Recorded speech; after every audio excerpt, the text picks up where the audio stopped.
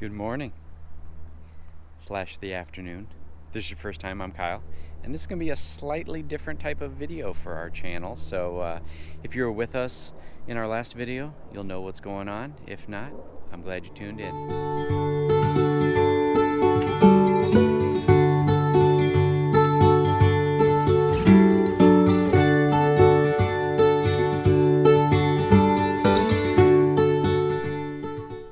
So today we're going to be doing some truck modifications. This is a 2016 Ram Rebel 1500, and we are going to be installing the Edge Technology tuner into it. It's called the Pulsar. It's a plug and play basically, and we're hoping to get some better towing performance, some just general better economic gas performance when we're driving around town, and we're going to take you along on this adventure today. All right, one of the things I love about having a truck, the tailgate turns into the workstation. So back here you'll see what I've got. I've got my mechanics tool set that I got. I've got the Pulsar here. I'm going to do a box unopening, and I've got the additional OBD/USB adapter cable so that once we get it installed, I can then do the firmware update to the device and make things a lot easier. So for those of you who may just be tuning in for this video, my name's Kyle. I'm one half of the Wandering Shores. We travel full time and have been on the road pulling our RV, which is right there. We're currently mooch docking outside of Phoenix with our friends Rick and Teresa. You'll probably see Rick here in a video, or in this video here shortly, once we start the install process. I'm guessing this install process will take probably maybe 30 minutes or so, I'm hoping.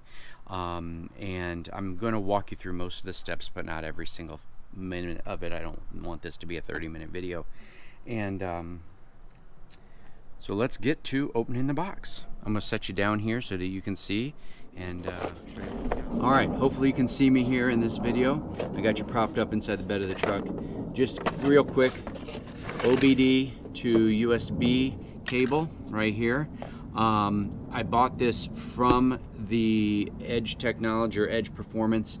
I didn't want to try to go find one on Amazon and not be the right one, so I just figured I'll bite the bullet and spend a little bit more and get the one that I know is going to work with this system. So that's there in that box. In this box. All right, so let me show you this device. It's got some connections on both the front and the back. This is going to piggyback right onto the PCM of the computer, the program and control module, I think is what PCM stands for, / the ECU. This allows you to kind of bypass the restrictions that the Chrysler dealer, Dodge manufacturer puts on the PCM, and you don't have to take it to the dealership to get it unlocked. This is a much easier process. All right, we got that. We got the instruction manual. I've already read through this online, so I'm familiar with this. We got some extra bolts because once you snap this thing onto the existing PCM, you're going to need to have longer bolts to then bolt it back into the spot underneath the hood. And then let's see what else we got. We got a couple stickers and information, looks like, about the carb testing, saying that it's good to go. So I'm just going to go through this, take a look. There's not a whole lot in the box. Oh, and some foam. And then we'll get to installing this.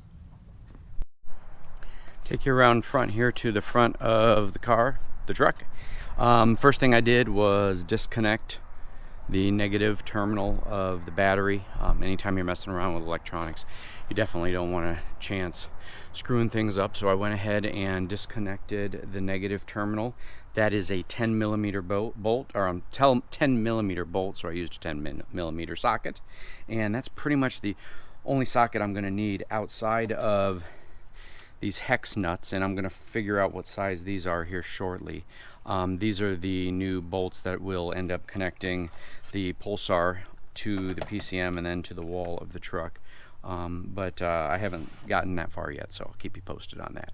So the next thing I'm going to do is I'm gonna have my buddy Rick hold the camera, and I'm gonna go ahead and remove the PCM, which for my vehicle is right here behind the airbox.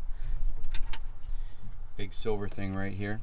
Those 3 10mm bolts, and gotta take those plugs off first before I remove it. So there is a zip tie or two down at the bottom of that, and they said it's best to just go ahead and snip that so you've got more play in the wiring. So I'm gonna take care of that, and then I'll get right back here and show me taking that off.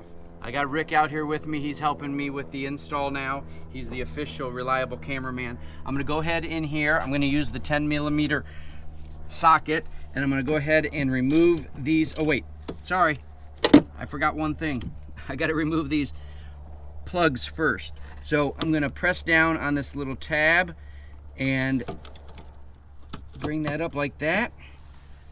Do that on this side as well. Press down on a little tab, and then bring up the red. There we go. Almost forgot that step. And then my understanding is you can just kind of rock it back and forth, and it'll come right off, just like it did. I'll do this one.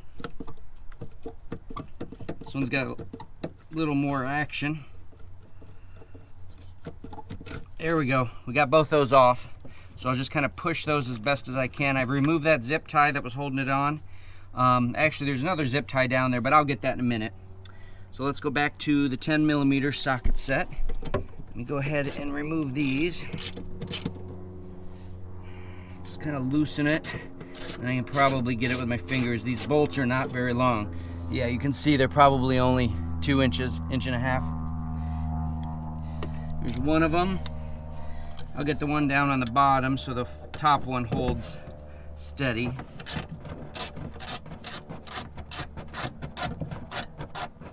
This is a 2016, and I was pretty lucky. It wasn't hard to break these loose.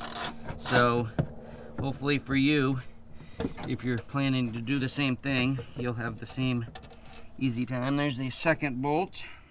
I'm gonna save those bolts should I ever need them to take them back, to take this back off. If I have to take it in and get any service done, you'll want to take the Pulsar off. Let me reach in here. All right. Yep, right off. Look at that, guys. Bam. All right. Yeah. All right, we're back here at the back of the truck. The factory PCM right there. From the instructions I've watched on YouTube, I'm going to set these 3 bolts that we used before. I'm going to just set them in there for now because we're not going to need those. I'm going to take the new Pulsar. We're going to set it down straight and even, it said. Make sure you get it even when you're going in. And then they said you'll press down and you'll hear 2 clicks. Oh yeah, I heard the clicks. I don't know if you can pick them up on that, but now what we'll do is we'll go back up to the front. We'll put on these 3 longer bolts. Now, it comes with washers, and the washers go on the outside of the Pulsar. I did see that, just like that, just like that, and just like that. All right, guys. All right, I'll meet you back at front here with the new double PCM, if you will. I'm gonna go ahead and set this in here. I'm gonna hand start these bolts to give this some support before I try to screw it in a little bit harder. We'll start the one over here on the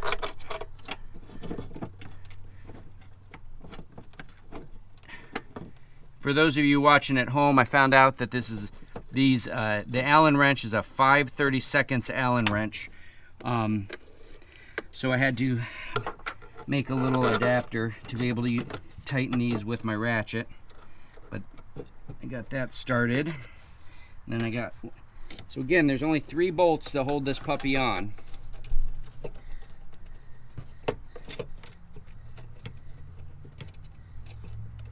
All right, those are all hand started. I'm gonna go ahead and switch to my hex head.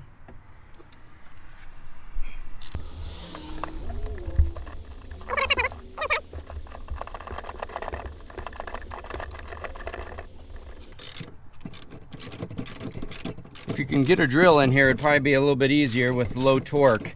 But I don't know that I've got the right size drill to get in here very easily, so I'm just gonna do it the long way. It's definitely getting tighter. And hopefully you're just watching this through fast forward, or I've increased the speed. All right, let me do another one. All right, we're gonna go ahead and pause the video and then we'll be back with you after I get these tight. All right, I've got everything bolted in and I'm gonna go ahead and reassemble these plugs into the new Pulsar. Make sure they go in straight and then you lock them down.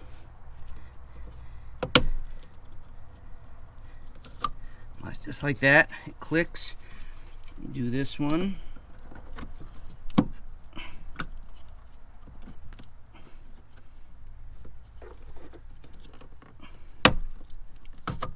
There it is.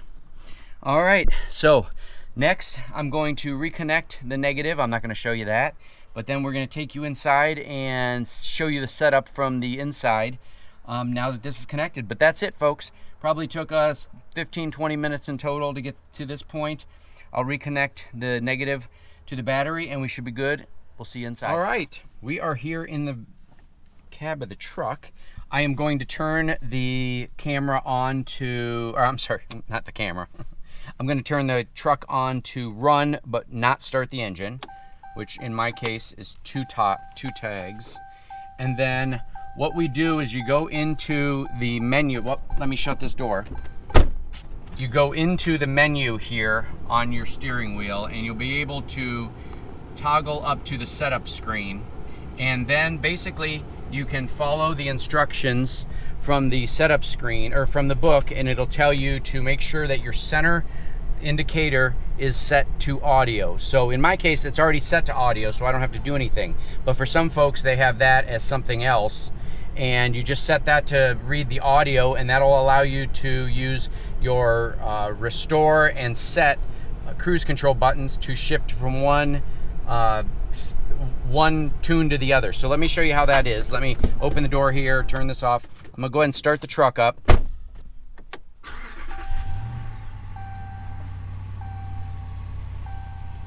We're gonna take it out for a drive here in a little bit and tell you more about how it feels, since I don't know yet. Let me turn off the radio. So you can see up here, it says that I've got the camera, or I've got the radio on Radio Margaritaville. Now, if I use the cruise control buttons, I can go from stock MDS. Sorry, battery cut us off. So we've got stock MDS off. I'll talk about that more later. Economy for better gas mileage. Economy with MDS off. Tow with MDS off. Performance. And performance with MDS off. So we're gonna get cleaned up here in the area, and then we're gonna take it out and see how it feels as we drive. I'm gonna leave it in stock to start and then go from there. We'll be back. It seems to be working. It's working, everyone. Yep. It's kind of hard to show you on a video, but so there's really 4 modes, and each mode has MDS off. And for those of you who are not familiar with MDS is the multi-displacement system, which in these Rams takes your 8-cylinder Hemi and drops it down to 4 cylinders to help conserve gas. So you've got stock with MDS off, which means it's going to stay on 8 cylinders all the time. You've got economy, which is the gas saver, economy with MDS off. So it's going to be gas saving, but not as much as it could be because it's going to leave all 8 on.